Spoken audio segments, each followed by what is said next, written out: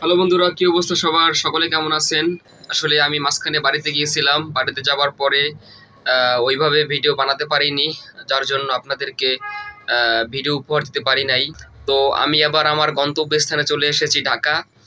তো এখন যে কথাটি আসলে বলতে চাই সেটা হচ্ছে তাণ্ডব নিয়ে কয়েকটি কথা বলতে চাই। যে তাণ্ডবের আসলে টিজার আসার কথা ছিল এই মাসের এই 12 তারিখ বা 13 তারিখের ভিতরে।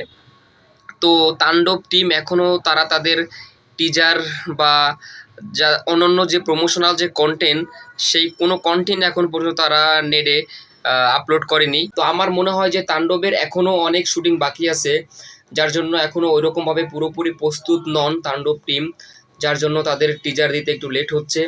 আশা করি তাণ্ডব টিম তাদের শুটিং সম্পূর্ণ শেষ করে তারপরে আস্তে আস্তে ধীরে ধীরে এক এক করে প্রমোশনাল কন্টেন্টগুলো তারা ফেসবুকে, ইউটিউবে প্রচার প্রচারণা তারা শুরু করবে।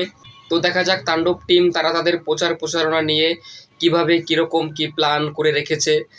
ঈদের আসলে ঈদেরও বেশি বাকি নেই। ঈদের আগামী মাসের 8-9 তারিখের ভিতরে হচ্ছে আমাদের কোরবানির ঈদ।